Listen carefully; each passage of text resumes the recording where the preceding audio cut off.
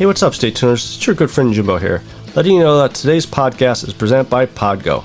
Podgo is the easiest way for you to monetize your podcast, providing podcasters with a flat rate for ad space so you always know how much you get when you include an ad from Podgo. I recently joined as a member and you can too. Apply today and let them know that you heard from Stay Tuned Sports and you start earning today. That's podgo.co at podgo.co.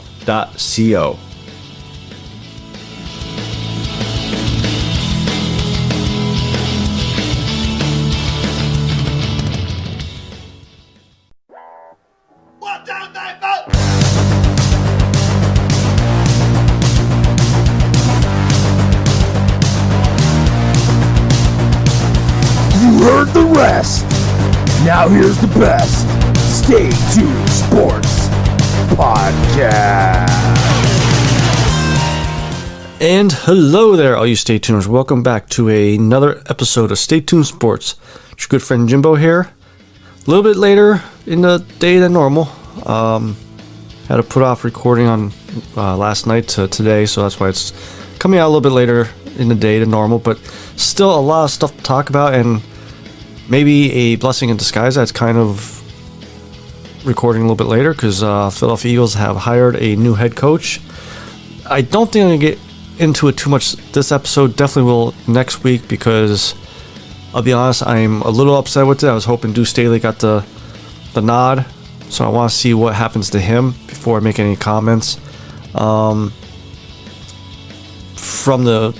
what I'm hearing though, you know, this is sounds like the next Sean McVay type hiring, but we'll see. And you know, like I said, I'll definitely touch more on it next week, and give a better opinion of, you know, my take on the whole situation. But before we get into the show, head over to staytunesports.net.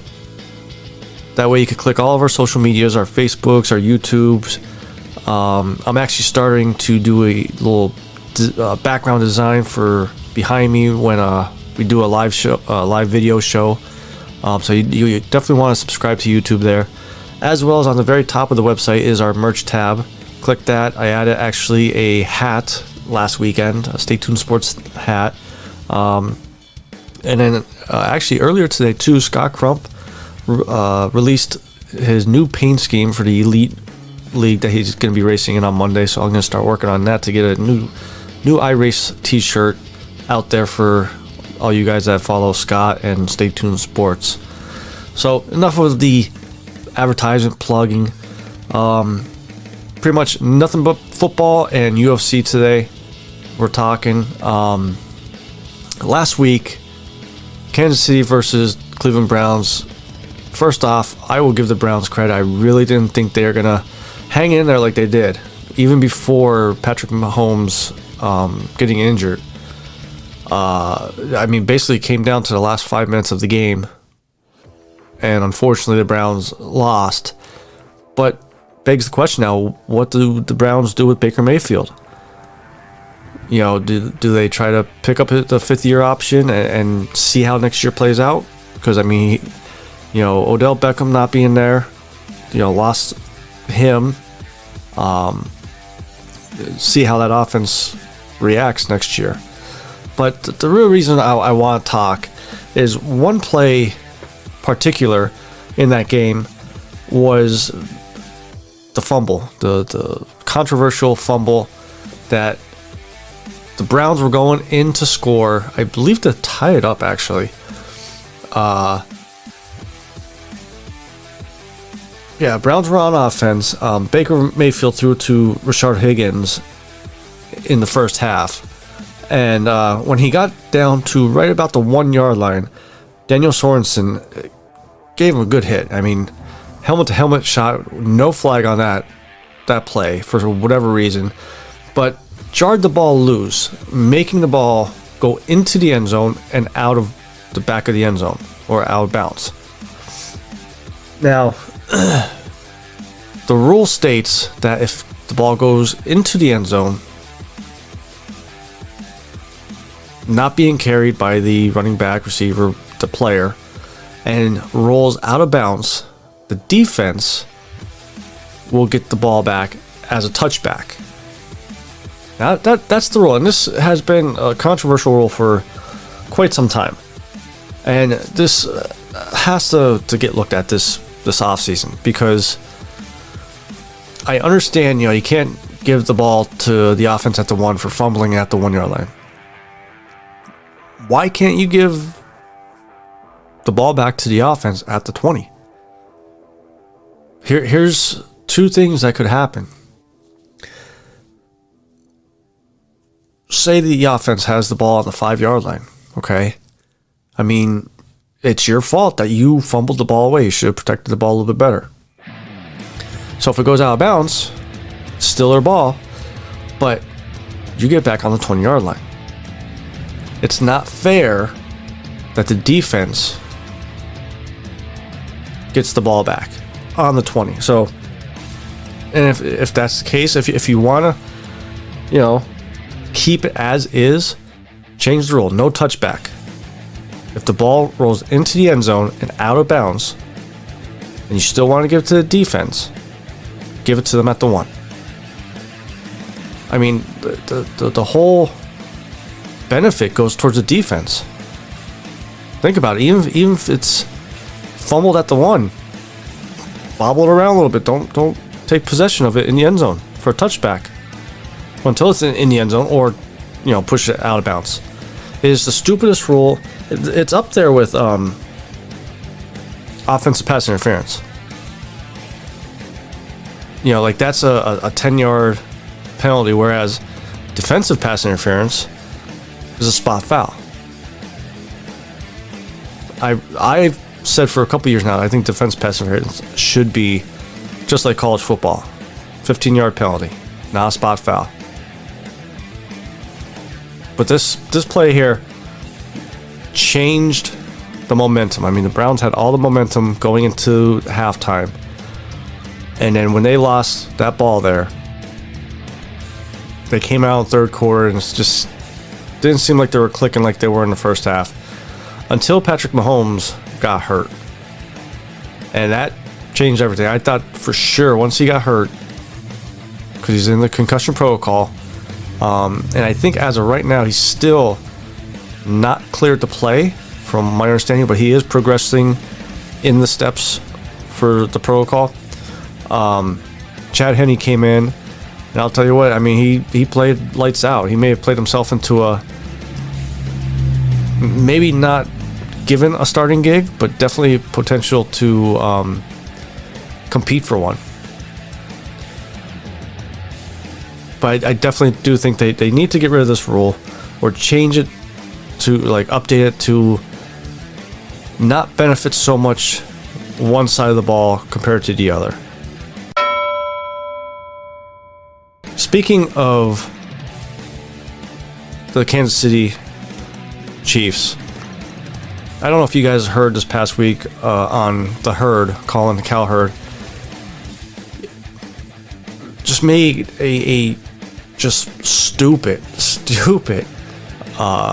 suggestion to the NFL about the AFC Championship game. And I have the clip here, so it's about a minute long or so, but let me play it for you so you guys can hear word for word what he says. God, your kids are there. Tell them that story. Play of the year in the NFL, Chad Henne. You couldn't write that thing. But we want Mahomes against Josh Allen, right? Like that's reasonable. And I'm sitting here this morning thinking, if I'm the NFL, Patrick Mahomes is going through protocol. I find the day Patrick Mahomes can play, that's when we play. Why not? The NBA, to get Zion into the bubble, jerry-rigged their playoff format. The NFL moved games all year long. By the way, the last time these two teams played, they played in the Monday afternoon because of COVID. After this game, you got 2 weeks to the Super Bowl. Who cares when you play it? Sunday, Monday, Tuesday? Who cares? What you want is the best game possible. And I agree with him there, that you want the best game possible. But that's just so freaking stupid. I mean, if that's the case, why didn't we, when Tom Brady blew his knee out, in their Super Bowl run there a few years back. Why didn't we postpone it there? Why didn't we postpone it for when Carson Wentz blew his knee out? Maybe he could come back. And Cowherd goes on to say, find out what day he'll be eligible to play and play the game that day. Monday, Tuesday, Wednesday. We all work during the week, okay? So, for example, he said about the last time these two teams met was a Monday afternoon. But yeah, the TV ratings weren't that good. I mean, regular season, yes, they got moved around a lot because of games getting postponed because of COVID. Totally understand it. But if your front office is good enough and your GM is good enough, next man up mentality. And Chad Henne did that. You cannot postpone it just to get a superstar in there to play against a rising superstar. I mean, look at the Rams. Greatest show on turf when Kurt Warner got his big break. That's sometimes when you find a diamond in the rough. And, Chad Henne, yes, he's been around the league for a while, but maybe finally all start clicking. Tom Brady. If it wasn't for Mo Lewis taking out Drew Bledsoe, there would be no Tom Brady. If you postponed that game till Drew Bledsoe was eligible to play, never would have found Tom Brady. So I just think he's pulling at straws here just for ratings. I mean, he got the reaction that he wanted. Everybody's talking about it. Everybody's Googling it, the video of it, or listening to it, and it's got me talking about it. And I usually like Cowherd here. Him and Pat McAfee are the two top ones I listen to as far as podcast or if I'm home to watch them. And this is just idiotic. Just idiotic. You cannot postpone a championship game. I agree with them. You want the best players to play. But the NFL would be losing money if you go to play on a Tuesday afternoon. Just think about it. I mean, the commercials are paying a premium for a Saturday or Sunday afternoon during an AFC Championship game, let alone Super Bowl. And especially now with, COVID going on. If you postpone now for one player, what happens if 5 players from the Chiefs, let's say Tyreek Hill, 2 of their offensive linemen, 2 of their defense players, all test positive for COVID? You gonna postpone it again? Because you're not gonna have the best team possible. So I really think he just wanted to say that just to get a reaction out of everybody. Maybe his ratings aren't doing that well on Fox Sports, but never know. But that was by far the stupidest take I've ever heard from Colin Cowherd.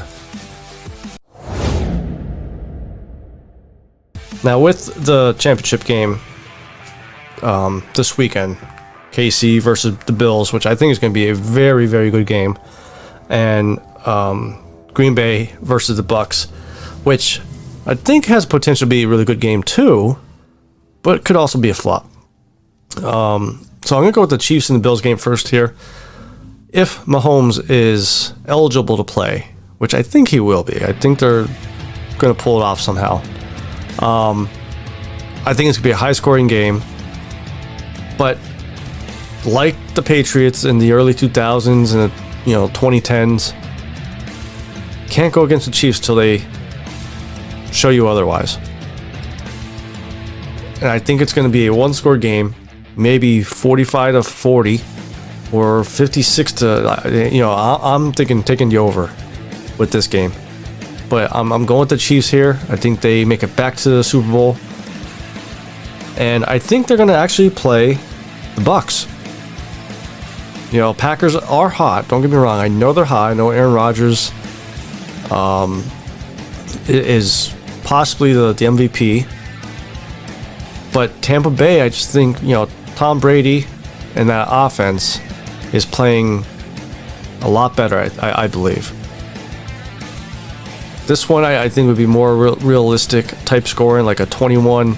Again, I think it's going to be a one-score game, 21-18 type game, because that Bucs defense is playing well.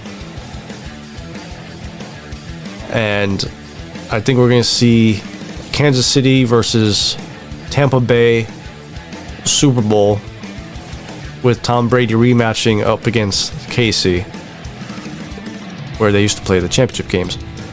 But that's my picks for the championship weekend.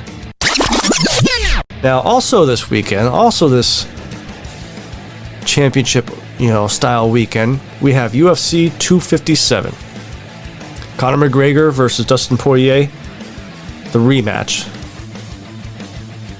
And before I'm actually, you know, I know it's been a while, but I'm actually gonna give my UFC picks tonight. And before I give my picks, though, there's still a lot of talk about, you know, Dana White had a sit-down conversation with Khabib earlier this week. Dana White coming out saying, you know, we'll see. Kind of feels like, you know, Dana White could lure him out of retirement.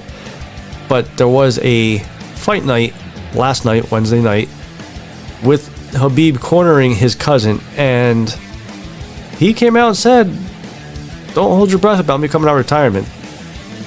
I'm not coming out of retirement basically till my mother says she's okay with it, because I don't want to, you know, he gave a promise to her that he's done fighting unless she's okay with it. So during the press conference with Conor and Dustin, Conor made a good point. You know, technically Khabib hasn't been stripped of the belt yet. This fight between Conor and Dustin isn't a title shot. It's just a fight, which is kind of funny. It's a year and a week since last time Conor fought, which, don't forget, right after this fight is when COVID really hit strong and the fans couldn't come to any of the fights. And he fought Cowboy, which I'll get into in a second here about that fight.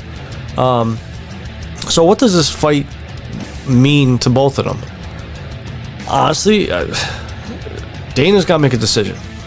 That's what I think it comes down to. I think what it comes down to is Dana has to decide, how long are we going to wait around for Khabib, because can't hold up the division. And, you know, you got Justin Gaethje there, you got, you know, Dustin and Conor this weekend, Charles Oliveira going up against Gaethje, I believe it is. There's still a lot of good fighters there that want that belt. And I think the right thing to do is take the belt away from Khabib. Make this a number one contenders fight, as well as the Charles Oliveira fight. And whoever wins those two fights for the belt. And if Khabib decides to come back, now I'm totally against, you know, championship fight handouts, but he would deserve to be put in the championship fight right off the bat, not fighting anybody else to get to the championship fight. I think, even though Khabib said, you know, I'm not coming back anytime soon, I think because he did make the comment, his eyes will be on this pay-per-view. And I think if Conor were to win, next day Khabib will be back, because he knows a rematch against Conor will be bigger than their first fight, and will make tons and tons of more money, and then I could see him retiring there. If Dustin wins, okay, you know, they did fight each other, but there was no real trouble for Khabib. You know, Khabib, once he got Dustin down, it was lights out. Conor, he was connecting a couple, held his own on the ground until he made one mistake, and that was it. It was over for him. So I think if Conor were to win, I think Khabib would come back. And this would be the fight that I've been saying for Conor for a couple years. Really hasn't fought anybody. Yes, he did fight Cowboy, but Cowboy is past his prime. To me, that was more of a tune-up match than anything. But I think we'll find more after the fight Saturday. Probably at the post-fight conferences with Dana. But I think the right thing, like I said, to do is take the belt away from Khabib, make it available to that division, and either I mean, you can't name it now that it's a title fight, but I think the best thing would be make this a number one contender fight plus Charles Oliveira's fight, make that a number one contender fight, and whoever wins those two fights would fight for the belt. So, like I said, before we go though, I know it's been a while, and I will be watching the fights, and I'm going to try to live tweet the fights, which you can follow us at ST Sports Podcast on Twitter. Here are my UFC 257 picks for this Saturday. So, a little rundown with the fight card in case you guys don't know. The main event, Dustin Poirier versus Conor McGregor it's the lightweight, with a co-main event, Dan Hooker versus Michael Chandler. Chandler making his debut in the UFC. Then a women's flyweight, Jessica Eye versus Joanne Calderwood. Another lightweight fight between Matt Frivola versus Atman Aziatar. And then kicking the fight card off, the main card off, a women's strawweight, Marina Rodriguez versus Amanda Ribas. So, starting with that fight, going with my girl Ribas. I mean, she seems like she might be the next big prospect. I mean, she's not a prospect anymore, but she's definitely an up and comer, I should say. She's got a couple wins in her back pocket already, and I think she kicks off the card with a win here, and maybe she'll get a little bump up in competition after this fight. After that one is Matt Frivola versus Atman Aziatar. I'm gonna go with Matt. I don't really recognize either two of these names, just because, like I said, it's been a while since I made some picks and did some homework on these guys. So I'm kind of just taking a shot in the dark here, just like our blue picks this past NFL season. Then after that fight, we have Jessica Eye versus Joanne Calderwood. Going with my girl Calderwood. Jessica Eye, I think, was just good at the right time when she went for the title shot against Shevchenko, and I think Calderwood makes easy work with her. I think Calderwood is still a better boxer, and I think she'll be able to. I think she's gonna pull this out by decision. I don't think it's gonna be a stoppage here. So I got Joanne Calderwood by decision. Then the co-main event is Dan Hooker versus Michael Chandler. Chandler coming over from Bellator. I just see Ben Askren all over this again. Maybe not a 3-second knockout like Jorge Masvidal did to him, but I see Chandler not contending for a belt. You know, maybe he could contend with the top 10 guys, but I just think this move is about 4 or 5 years too late. You know, about three years ago, I'd say, is when the talk about him coming over to UFC when he first became a free agent, but Bellator re-signed him, and now I just think it's too late. I think the competition with UFC is just too far advanced, and especially going up against Dan Hooker. Dan Hooker is a beast, okay? I mean, you basically have to kill him to win a fight, and I think that's what Chandler's going to have to do, and I don't see it happening. I think Dan Hooker knocks him out or gets a ref stoppage, I'm going to say by the second round.